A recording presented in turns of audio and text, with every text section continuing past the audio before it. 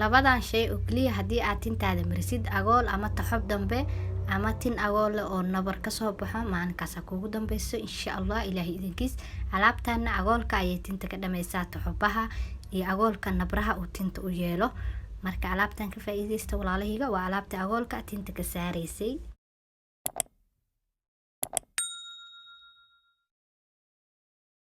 السلام عليكم ورحمة الله وبركاته أصحابتك وحران نجح كيتين أم بيوتي سو دوادا والالهيغا ميلو البقى جوكتين وولاشين هديني 16 كلا عصوب وآدي مهمة oo in badan la isoo weydiiyo oo in badan la iga sugay ayaa maanta walaalahayga inoo wada waxaan inii sida alaabtan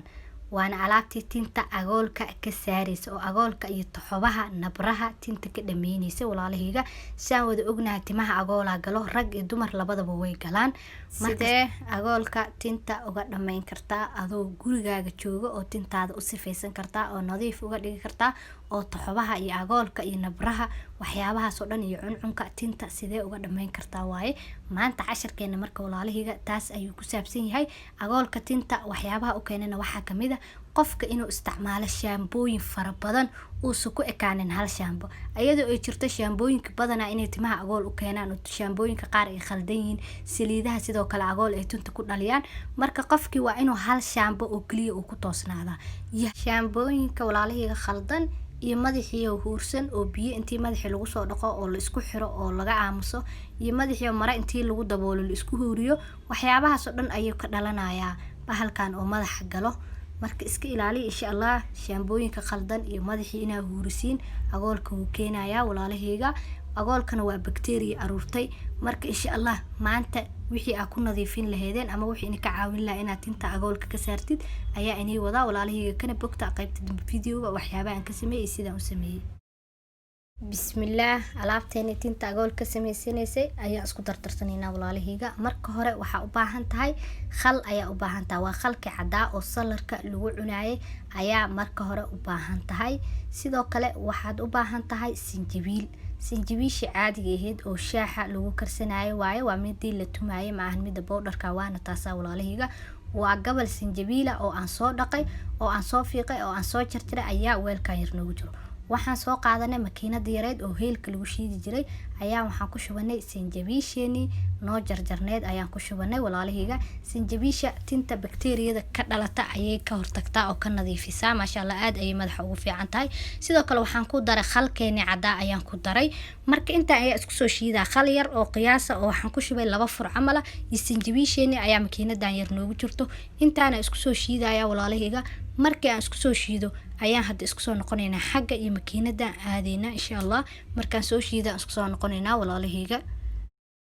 wiishi iyo qalkii oo isku soo shiidna walaalahayga sidaas ayay noogu soo baxday maasha Allah diyaar ayay noo tahay asxaabay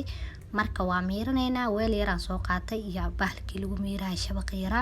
qashinka ayaan iska reebaynaa biyaha kaliya ayaan u baahanahay anaga maadaama aan isku soo shiidnay sinjibiisha qashin yar ay leedahay qashinkana madaxu naga dhex galaa Soomaa waa la dhibsanaa marka iska miireena hadda waa kaasa waa soo miiranay sinjibiisheeni sidaas baleenka ay noogu soo baxday waliisha waxaan ku darsanaynaa hal xabo liin dhanaan ayaan ku miiranaynaa oo mirahi aan ka soo baxshay liin dhanaanta mirihii waan ka baxshay walaalahayga hadii aad rabtid shaba qeyr ka saarnay waa ku miiranay hadii uu ku dhibaayo qashinkeeda yarka marka liin dhanaanteeni halka xaba ayaan ku miiranaynaa sinjibiisheeni noo diyaarsaneed iyo biyaheeni khalka oo weelka noogu jiray ما شاء الله وكسو ميرنا halka xabo liin dhanaantaha marka isku qasayna waa isku walaaqayna walaalahayga step 1 keeni sidaas ayuu diyaar noogu yahay alaabtaana waa alaab cajiib ma sha Allah tinta bakteeriyada ayay ka nadiifinaysaa oo ka sifeynaysaa waxyaabahaas waxa keeni karo oo tinta gelinayo agoolka bakteeriya tinta gashay oo ku aruurtay marka waxyaabahaas oo dhan alaabtan ka sifeynaysaa oo ka nadiif gareynaysaa oo clean ayay ka dhigaysaa walaalahayga haatana waa noo diyaar hada alaabteeni marka isku qasanay sidaas ayuu step 1 keena diyaar noogu yahay waxaan galeynaa step 2 geeni ayaan sameysanaynaa walaalahayga qaybteeni labaad ayaan sameysanaynaa alaabteeni tinta marka hore weel yar ayaan soo qaatay oo alaabteeni ku qasanay sidoo kale waxa u baahan tahay bakeeri halfkiis oo biyo kulul oo qandaca ayaa u baahan tahay biyaha inaad zaid u karkarisid lama rabo biyo aad madaxaaga marin kartid oo qandaca ayaan ku shubanay oo bakeeri halfkiisa ayaan weelka yarka ku shubanay sidoo kale miira ayaan soo qaadanay weelka dul saaranay waxaan ku miiranaynaa halka xabo liin dhanaanta ayaan ku miiranaynaa biyaheeni qandacaha walaalihiga liin dhanaantana aad ayay madaxa ugu fiican tahay haddii uu agool leeyahay bakteeriyada ayay ka saaraysaa oo meeshii nadiif ayay ka keenaysaa agoolkana waa bakteeriya walaalihiga madaxa gasho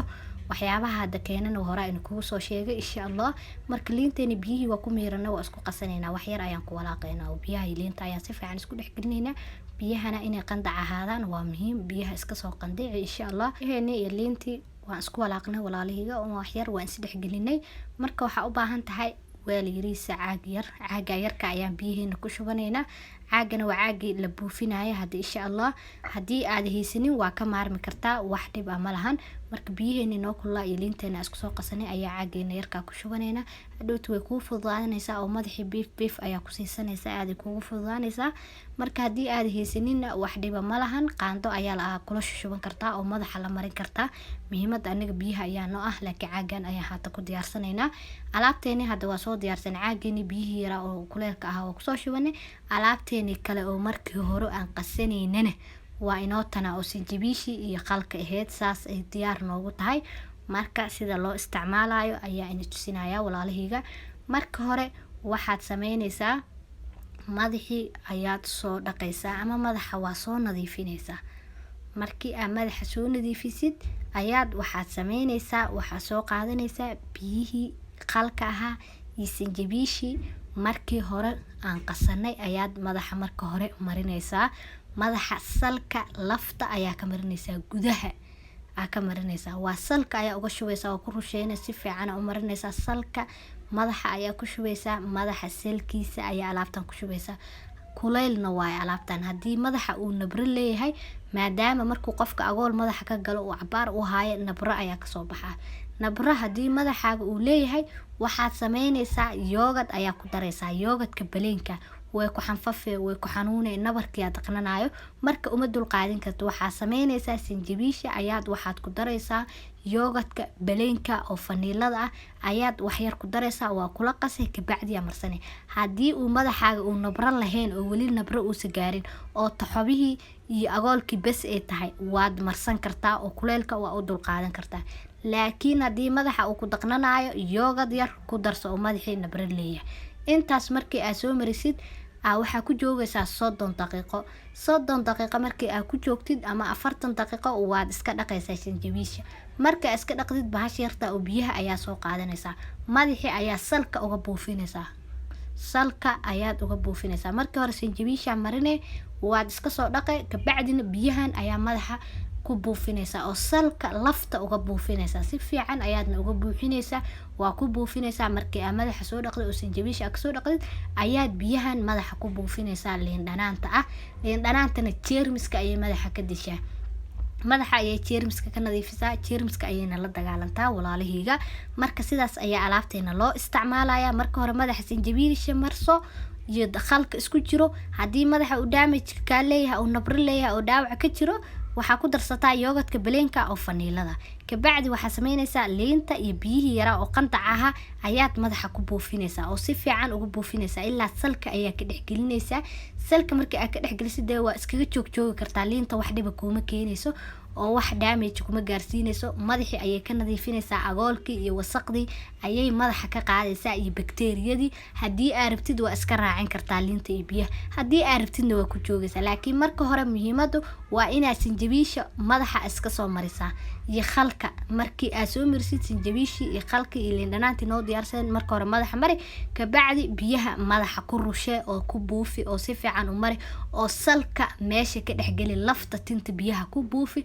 si ay meesha jeermiska uga dhamaato inaa fahanteen ayaan rajeynayaa walaalihiga alaabtan marka sidaas ayaa loo isticmaalaa madaxa duu booka leeyahay oo nabra ka soo baxeen oo agoolka uu ka soo bixiyay yoogad ku darso bahasha aad u kulusha madaxii ay dilaysaa jeermiskii ay ka dilaysaa kuleelka taas keenaysa marka meesha way ku xanfafaysaa oo ku xanuunaysaa waxaas dhib ma lahan u dul qaado u samir waxay ka dhameynaysaa agoolkii insha Allah inay fahanteen ayaa rajeynayaa walaalihiga sidaas ayaana alaabteena loo isticmaalayaa haddii aa wadid muddo 1 wiiga agoolka waa isdhiiseen adii agool maalinkaas iskugu kiin dambayso wiigaas waa inaad si toos u marsataa ila soo tijaabiya walaalahayga alaabtaan kana faa'iideysta waa alaabta agoolka madaxa ka dhameynaysa madaxana saafi clean ka dhigaysa 1 week oo kaliya haddii aad isticmaashid soona dhawaada meel walba aad joogtiin videogaana sii share garay asxaabtiina la wadaaga channelka haddii aad ku cusub tahay saar haddii aad channelka ku cusub tahay si aad daawadaha ku aad u noqotidna gambaleel kariix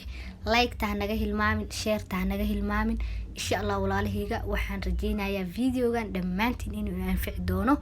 madaxana insha Allah lagu dadaalo bariyahan waxa waa la isur kufooya casharada qurxinta waxa waa naga soo hurgufaa leeyahay casharada qurxinta marka saasay noogu soconaysaa tinta in laga shaqeeyo iyo isqurxinta jirka walaalahayga soona dhawaada hadda meel walba aad joogtiin waana ku mahadsantihiin sida quruxda badan mar walba ila socotiin